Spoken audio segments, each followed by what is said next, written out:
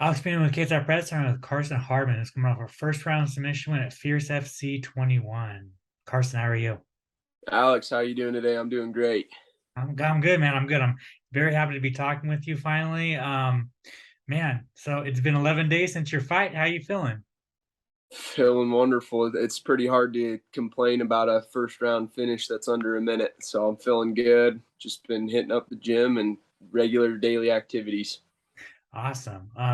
Well, let's talk about it, man. I went back and rewatched it yesterday. Wild fight. All right, so Yeah, he drops you, gets some good ground and pound, and then you lock up a heel hook and the fight's over. that's about as crazy. Like listening to you say it, it's like, wow, that sounds choppy, but no, that's literally about it. We're touching up at the first of the fight, we're filling each other out. I barely hit him with like a skip jab at the beginning, and then he drops me with a left hand. And then he drops me again with a left hand as I'm trying to go for like a technical get up. And he gets a little greedy, comes over me right in that danger zone for that heel hook, that single X guard. I wrap him up and then grab the heel hook. Boom. How hurt were you? So I was always cognitively there, Okay. but eyesight is a whole nother thing. So like I said, that first left hand, eyesight was gone. And I don't get vision back till my butt hits the floor. And I would almost even say a little longer than that, because all of a sudden I see him like moving in on me, and I already know like my brain's a little slow, and I'm like, oh, he's gonna hit me again. Like it's kind of obvious. It's like, oh, he's not like moving around for grappling, or he's not just like dancing around seeing, inviting me to stand back up. He's like, oh no, I all I see is him, and then I see another black blur, like, and I was like, oh, that's probably his fist hitting me again. so so dropped me twice in a matter of, God, what? I haven't played it back, but probably 2 seconds, three Yeah. seconds. Yeah. Yeah. No, it's crazy. With that heel hook, is that something that you practiced, or is it just like killer instinct took over and locked it up? So, I mean, we've always kept that in our game. I've always found myself in that position in grappling, but by no means was that like the game plan. Like I overheard a story of someone in the crowd saying, "Oh my gosh, that kid's a genius acting, going down like that and waiting for him." Like, dude, you shitting me? Dunkel dropped my ass. Like there was no acting, there was no plan, there like he laid my ass out. Like, you think that was part of the plan? No way, no way. Like, I appreciate the credit, but no, no, not a chance.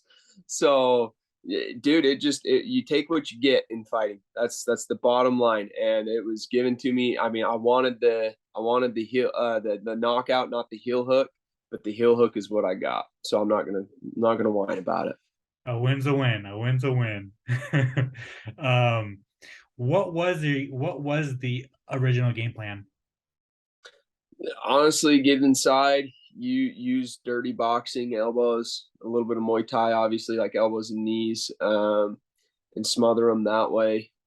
Give him, from his past film, he uses a lot of haymakers, but do that straight left. It was something that he's definitely developed over the years, and I got to experience firsthand. So it was quite quite the deal. Something else that's hit me. So props to him, and um, for ruining my game plan. So I wanted to ask, the fight lasted less than a minute. How do you feel about your performance, right? Like, obviously, it didn't go any way how you planned, but on the flip side, it was a good performance because you survived getting dropped, getting hurt, and then you got him. So like, how does that all play out, and how do you feel about that performance, man? Yeah, it's almost like a love hate relationship. It's He screwed everything up I was trying.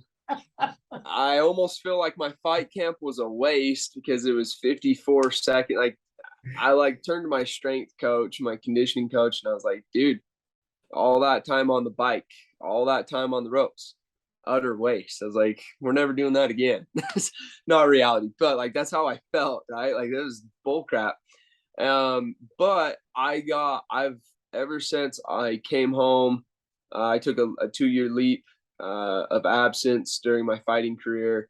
And when I came home and started it up again, I've always wanted that heel hook finish. So it was like all of this, much as I hated the way I won, I love the way that I won because that has like been a dream bucket list of exactly, how I've always seen a heel hook being not necessarily the dropped part, but someone just rushing over, getting greedy, and you just pull the rabbit out of the hat. I mean, it doesn't get cooler than that in terms of like a quick submission. So yeah, it's roller coaster of emotions. Honestly, me and my coach are still complaining about it right now, later today or earlier today when we were training. It was like, oh, it was great, but we really should fix these things.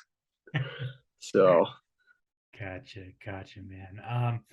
But before we talk about like what's next and like what do you want, I for anybody that does not know your story, how did you get into mixed martial arts? got too fat for skateboarding and I was breaking my skateboard a lot. Said, well, between breaking that and breaking things on the farm all the time, my grandpa was constantly, even to this day, I break all this stuff. If I touch it, that's the first thing grandpa, if it breaks, grandpa looks at me and says, did you touch it? Well, yeah, grandpa, I touched it. Sorry. So I figured if I'm not good at breaking stuff, I might as well get into martial arts. Originally wanted to do kickboxing. Ironically, I thought MMA was like almost too violent. Like I thought the hitting on the ground was almost too much. But then I learned the almost the philosophical side of things, the amount of respect and honor that is in martial arts. And it's like, no, like that's what these people, like the samurai code, it's what they live for. It's what they want. They want that honorable death. They don't want something that's like, you know, almost just handed to them. They want that kind of way of life. And I found a lot of deep respect for that, even though it's maybe not always agreeable to everyone to have that kind of dedication to the life of a warrior is incredible to me. And so, growing up, that's kind of how it caught hold of me, caught my attention. How my coach slash father figure, him and my grandpa are my father figures. They kind of taught me those things and how it set me on that path for martial arts. Awesome, man. Well, thank you for sharing that.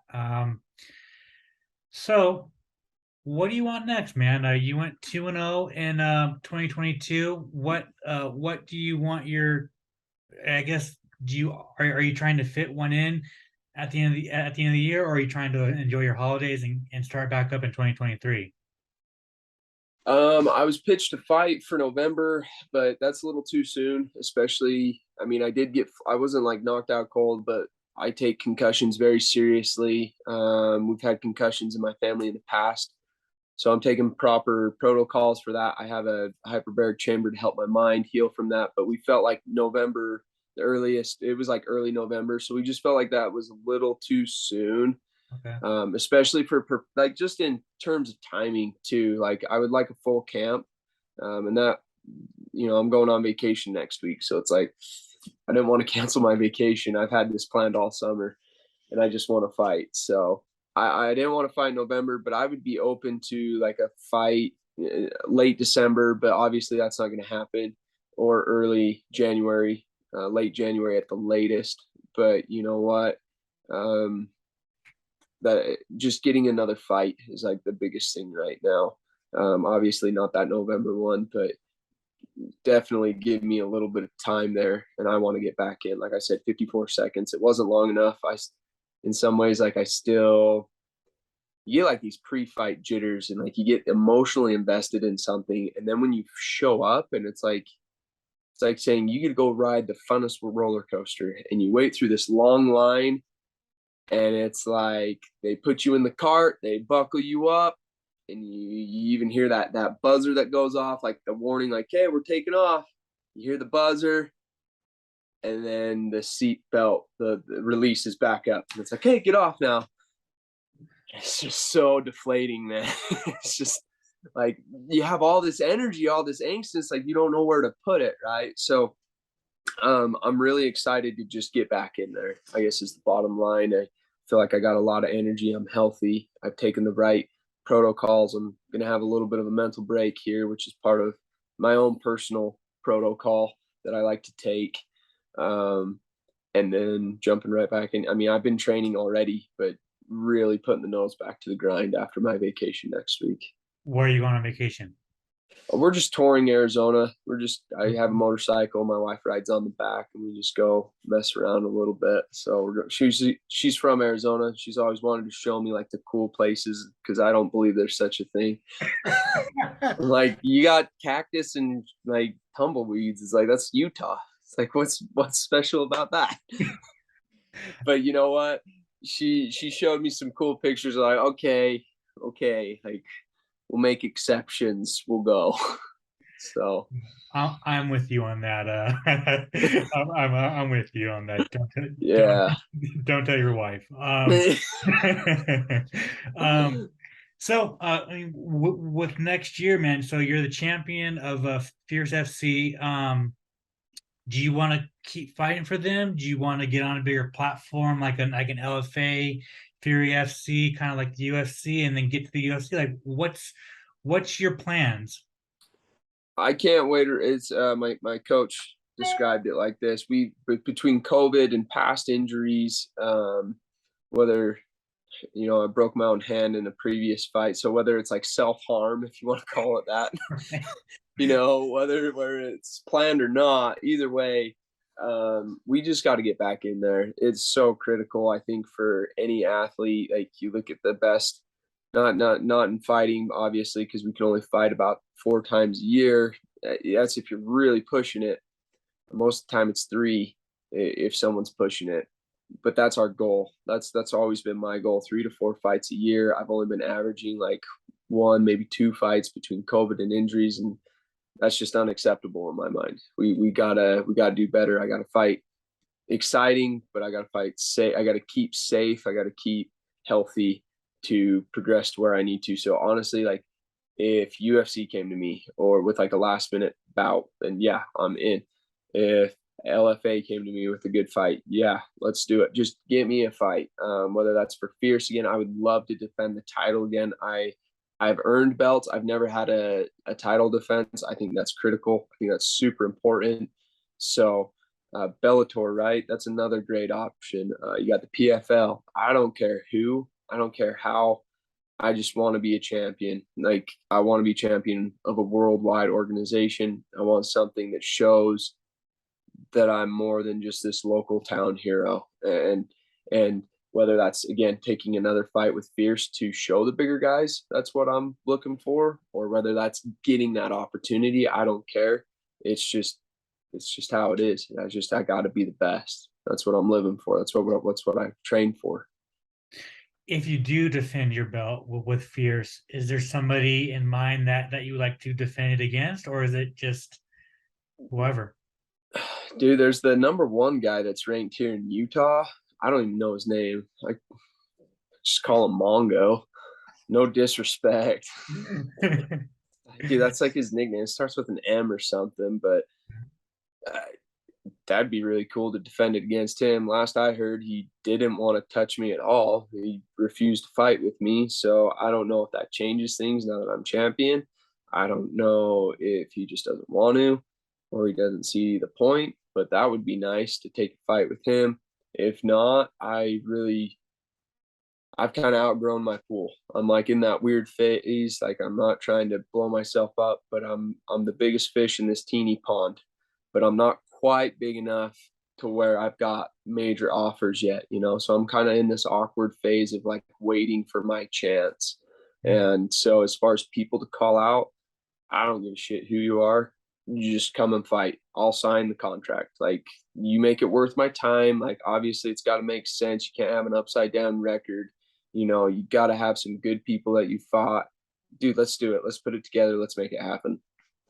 I love it. I love it. And I just looked up the Mongol, and that is a very hard first name. I can't even. Dude, do you know? Yeah, do you know his? I'm totally open to calling him by his name. No idea how. Sorry, Look, man. Yeah, yeah. I don't. I'm with you. I don't. I not even gonna try it. I'm not even gonna try it. Awesome, Carson. Thank you so much for your time, man. I really appreciate it. If you want to plug your social media, plug any sponsors you might have, and if you want to thank anybody, the floor is yours. uh yeah, sponsors. P1 sponsors me. They're huge into, helping athletes get to their dreams. I'm grateful for my coaches. Essentially, they've sponsored me this whole way. So huge shout out to Mark Balser and to Brian, as well as my other coach, Brandon Smith. Brian Baker's my jujitsu coach. Just thank God for the opportunity. I thank you, Alex, for getting me the public recognition. As far as social media, it's just Excite Warrior. That's with an X. That's the first letter there. That's it, man. Like, just I'm really happy to just be who I am, living my life. I get these opportunities that less than 1% of the world does. So I think that's really cool.